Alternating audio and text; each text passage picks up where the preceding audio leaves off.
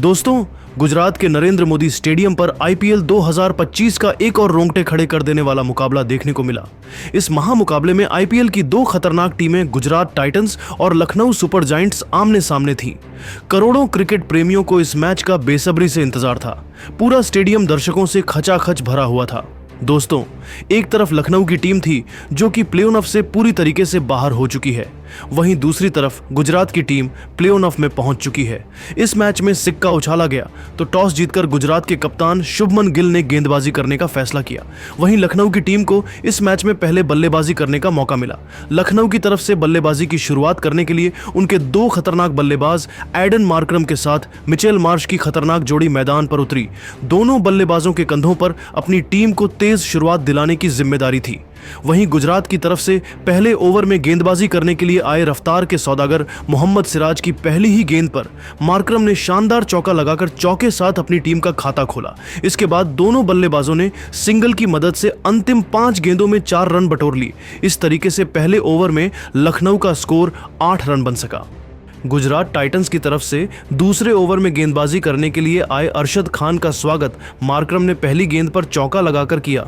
फिर दूसरी गेंद पर दौड़कर 1 रन पूरे कर ली और स्ट्राइक मिचेल मार्श को दे दिया। स्ट्राइक पर आते ही मिचेल मार्श ने अपने अंदाज में गगनचुंबी छक्का लगाकर लखनऊ के स्कोर को रॉकेट के रफ्तार से आगे बढ़ाया। चौथी और 5वीं गेंद पर दोनों बल्लेबाजों को सिंगल ही मिल सका, लेकिन अंतिम गेंद पर मिचेल मार्श एक भी रन नहीं बना सके। दोनों बल्लेबाजों ने मिलकर दूसरे ओवर से 14 रन बटोरे लिए।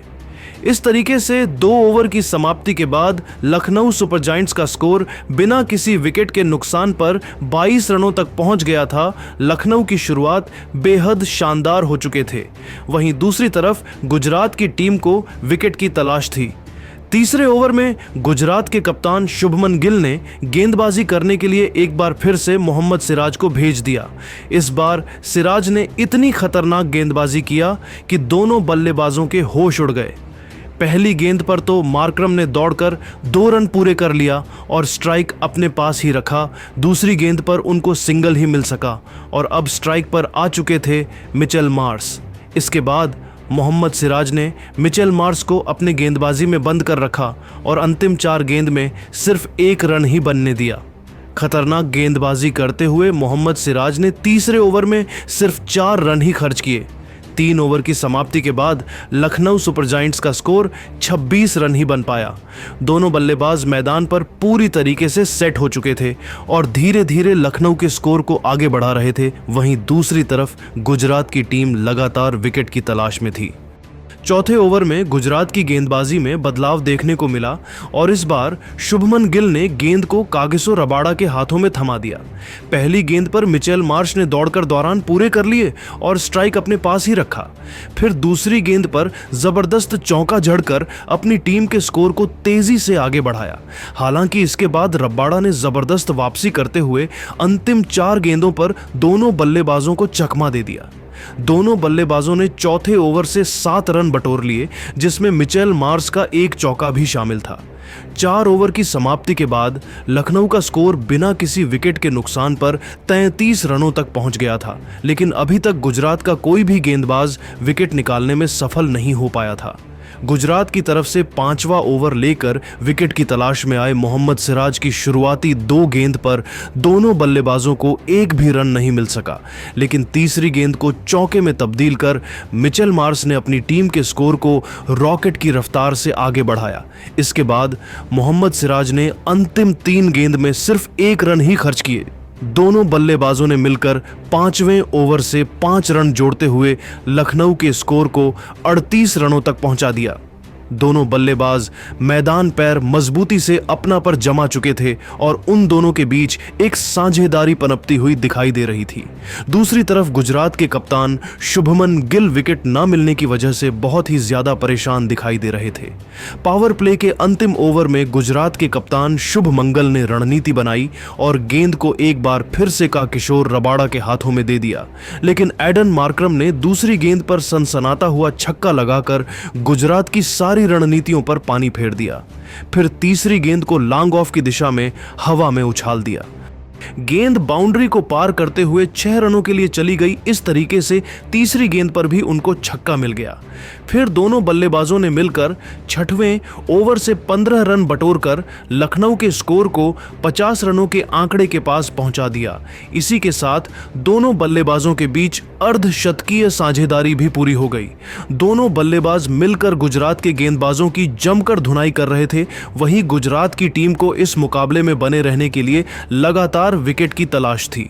पावर प्ले की समाप्ति के बाद 7वें ओवर में कप्तान शुभमन गिल ने गेंदबाजी में बड़ा बदलाव किया और इस बार गेंदबाजी करने के लिए अपने सबसे भरोसेमंद गेंदबाज प्रसिद्ध कृष्णा को बुला लिया, जिनका स्वागत मिचेल मार्श ने दूसरी गेंद पर चौका लगाकर किया। इसके बाद भी उनका बल्ला रुकने का नाम नहीं लिया और चौथी गेंद पर लेग साइड की दिशा में खतरनाक छक्का लगाकर प्रसिद्ध कृष्णा की जमकर कुटाई कर दी। 7वें ओवर की अंतिम 2 गेंदों पर प्रसिद्ध कृष्णा ने मिचेल मार्श को चकमा दे दिया। इसके बावजूद उन्होंने इस ओवर में 10 रन खर्च कर दिए। 7 ओवर की समाप्ति के बाद लखनऊ सुपर जायंट्स का स्कोर बिना किसी विकेट के नुकसान पर 63 रनों तक पहुंच गया था। जिस तरीके से दोनों खिलाड़ी बल्लेबाजी कर रहे थे, उसे देखकर तो यही लग रहा था कि आज वह अलग ही मकसद से मैदान पर उतरे हैं। गुजरात के सभी गेंदबाज उनके सामने घुटने टेकते हुए दिखाई दे रहे थे। 8वें ओवर में भी गुजरात की गेंदबाजी में बदलाव देखने को मिला और इस बार कप्तान शुभ मंगल ने गेंद को साई किशोर के हाथों में थमा दिया। 8वीं ओवर की दूसरी गेंद पर एडन मार्करम ने दौड़कर 1 रन बटोर लिए और स्ट्राइक मिचेल मार्श को दे दिया।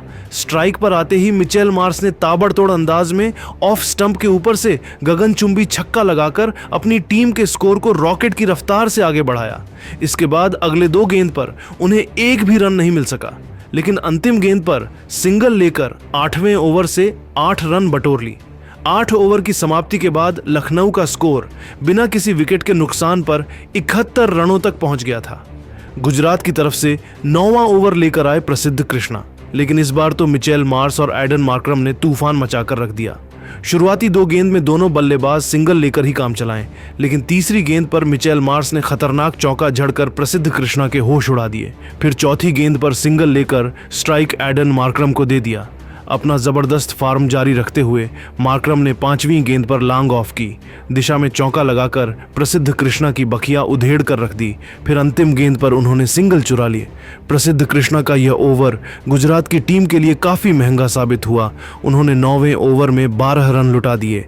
9 ओवर की समाप्ति के बाद लखनऊ का स्कोर बिना किसी विकेट के नुकसान पर 83 रनों तक पहुंच गया था।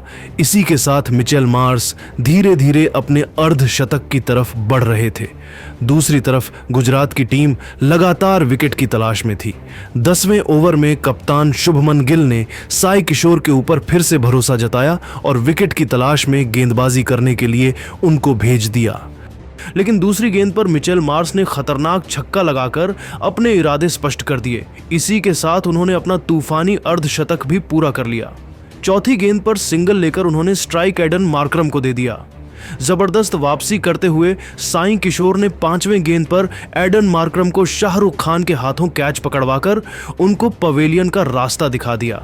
इस तरीके से लखनऊ की टीम को पहला झटका लग गया। मार्करम अपनी टीम के लिए 24 गेंद पर 3 चौकों को और 2 छक्कों की सहायता से 36 रन बनाकर वापस लौट गए। लेकिन मिचेल मार्श अभी भी मैदान पर डटे हुए थे और उनका साथ देने के लिए अब लखनऊ के सबसे खतरनाक बल्लेबाज निकोलस पूरन मैदान पर आ चुके थे। निकोलस के चेहरे पर विकेट गिरने का दबाव बिल्कुल भी नहीं दिख रहा था और आते ही उन्होंने खतरनाक छक्का लगाकर 10 ओवर में लखनऊ के स्कोर को 97 रनों तक पहुंचा दिया।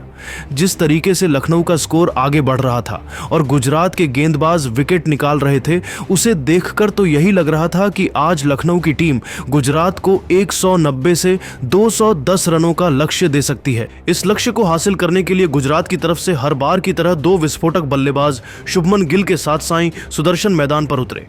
वही लखनऊ की तरफ से पहले ओवर में गेंदबाजी करने के लिए आए आकाश सिंह की पहली गेंद पर सुदर्शन ने चौका लगाया और चौके के साथ अपना खाता खोला। दूसरी और तीसरी गेंद पर दोनों बल्लेबाजों को सिंगल ही मिल सका। पहले ओवर की 5वीं गेंद पर सुदर्शन ने एक और चौका लगाकर पहले ओवर से 11 रन बटोर लिया और अपनी टीम को अच्छी शुरुआत दिलाई। दूसरे ओवर में लखनऊ के कप्तान ऋषभ पंत ने गेंदबाजी करने के लिए तेज गेंदबाज आकाशदीप को भेज दिया। जिनका स्वागत साईं सुदर्शन ने दूसरी गेंद पर चौका लगाकर किया। इसके बाद दोनों बल्लेबाजों ने सिंगल के साथ मिलकर 8 रन बटोर लिए। 2 ओवर की समाप्ति के बाद गुजरात टाइटंस का स्कोर 19 रनों तक पहुंच गया था। दोनों बल्लेबाज पूरी तरीके से सेट हो चुके थे और अपने टीम के स्कोर को धीरे धीरे आगे बढ़ा रहे थे। वहीं दूसरी तरफ लखनऊ की टीम को विकेट की तलाश थी। लखनऊ की तरफ से तीसरा ओवर लेकर आए आकाश सिंह, लेकिन इस बार शुभमन गिल ने उनकी जमकर कुटाई कर दी। सबसे पहले शुरुआती 2 गेंद पर दोनों बल्लेबाज सिंगल के साथ 2 रन बटोर ली। फिर तीसरी गेंद पर शुभमन ने ऑफ साइड की दिशा में चौका लगा दिया। अगली गेंद को उन्होंने लॉन्ग ऑफ की दिशा में धकेल दिया। गेंद बाउंड्री की तरफ जा रही थी, जहां पर आकाशदीप खड़े थे।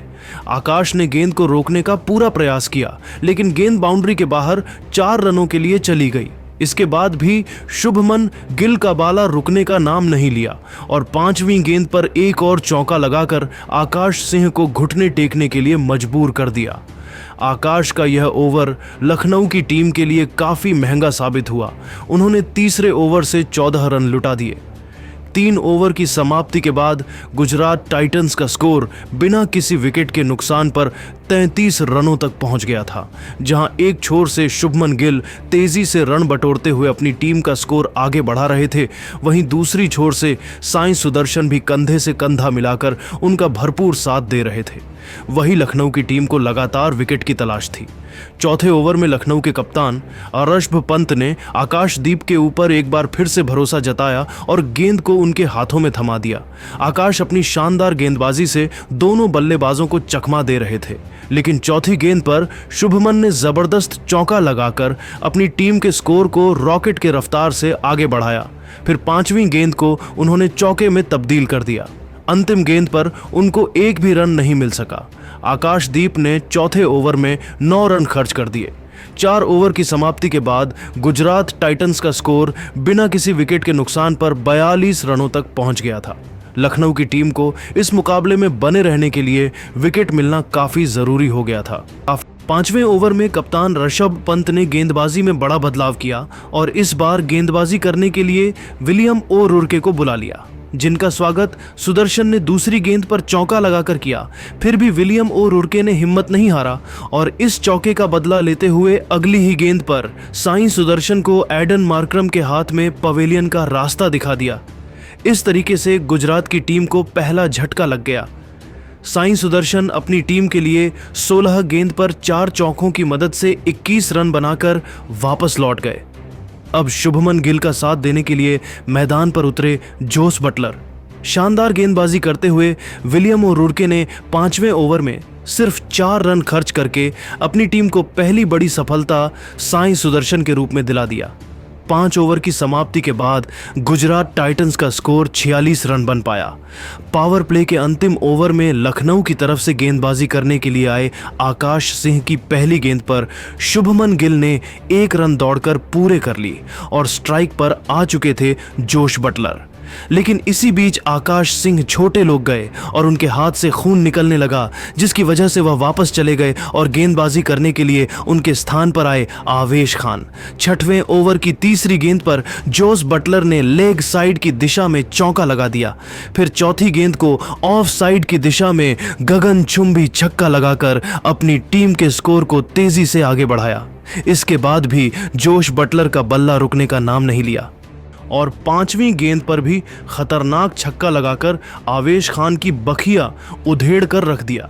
जाते जाते आवेश खान के ओवर की अंतिम गेंद को जोश बटलर ने पीछे की तरफ धकेल दिया।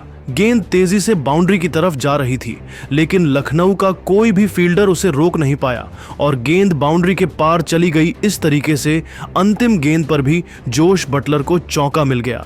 आवेश खान का यह ओवर लखनऊ की टीम के लिए काफी महंगा साबित हुआ और उन्होंने 6वें ओवर में 21 रन लुटा दिए।